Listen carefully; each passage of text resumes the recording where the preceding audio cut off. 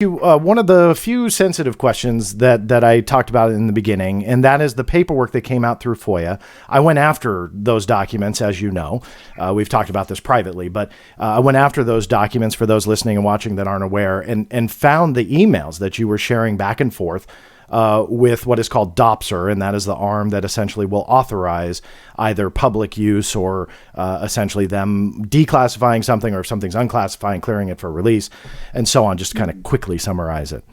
Those documents come out, and the form that had already leaked in part had come out, but that was kind of re-verified on an official level. And the way you would describe the videos is what really kind of intrigues me in a way that is a big fat question mark.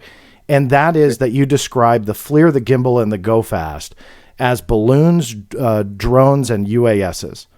And what kind of confuses me about that is DOPSR is cleared at the top secret level. So they've got the, JWICS protocols to send them to, let's say, top secret data, and they review it. They can say, nope, you can't use this whatsoever. But they have those channels.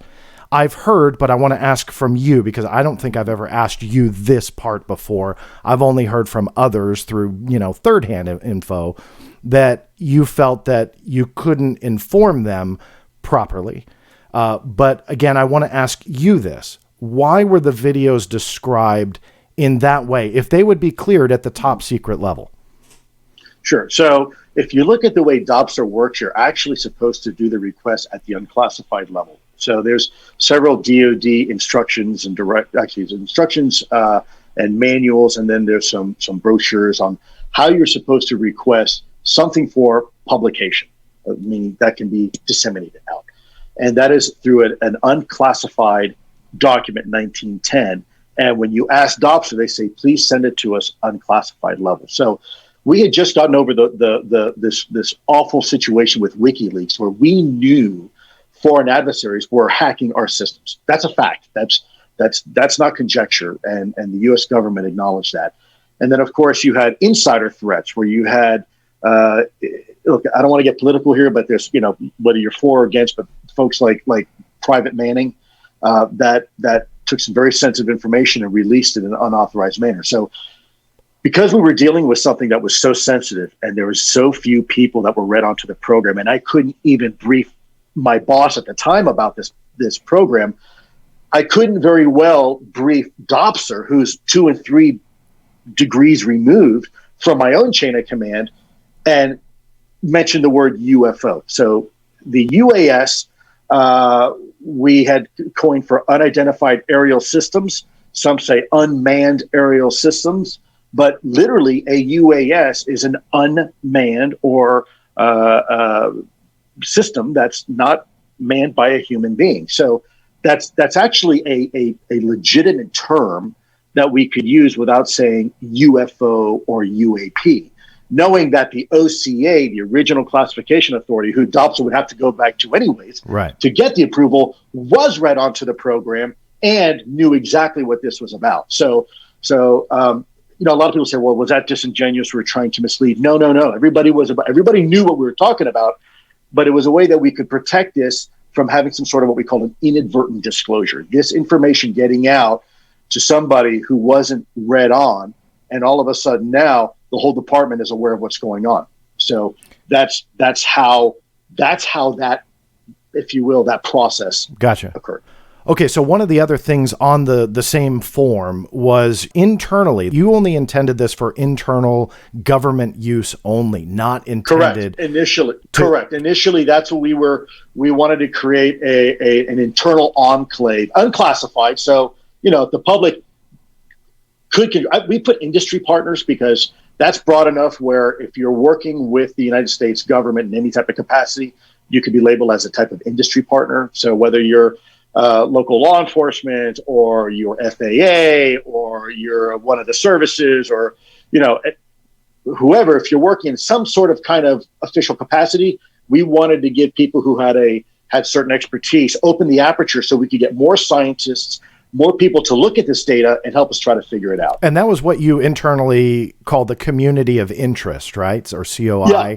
which COI, is, yes. yeah, I've always, once those emails kind of revealed themselves through FOIA, I was always intrigued by that, because that sounds like, wow, why didn't they do this prior? So, you know, as an outsider, exactly. yeah, one would think. Right. So that, and by the way, I've gone after, I think I may have told you privately, but trying to find more information, if any's there, that they take that idea, because from what I've seen, when you look at these types there's of a lot more info, John. Well, keep plugging away. That's You're doing great. That's what I'm going for. So, but very admirable intention there. But again, I just wanted to ask, according to the DoD anyway, that those videos had to adhere to what was on that, what they call the DD Form 1910, which we didn't label it yet.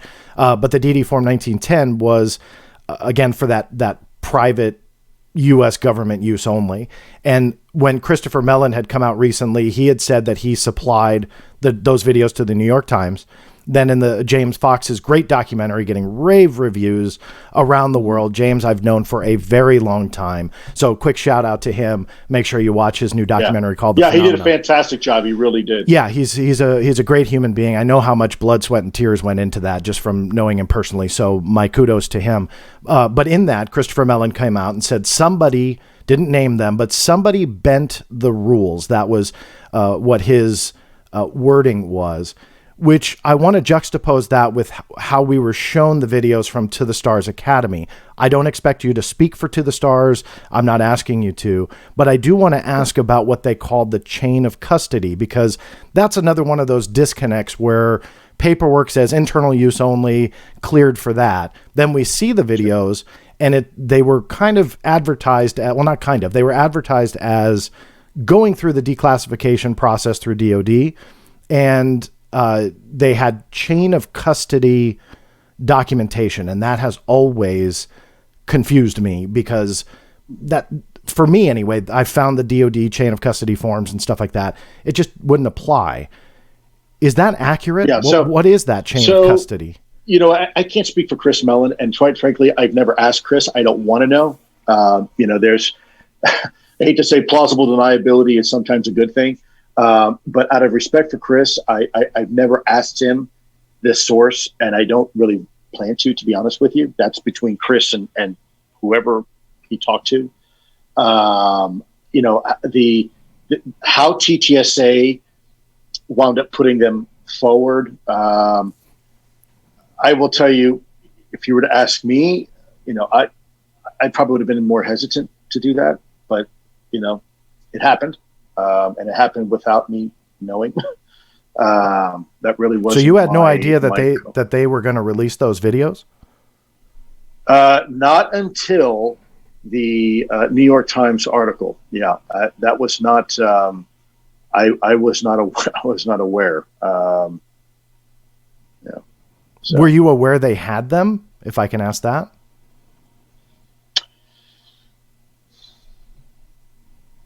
No. Actually, let me think.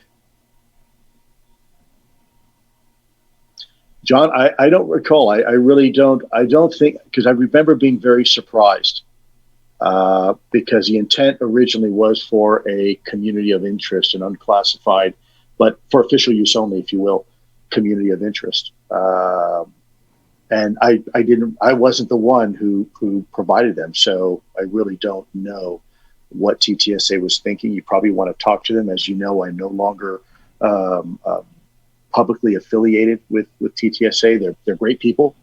Tom's a great guy. You know, we still talk.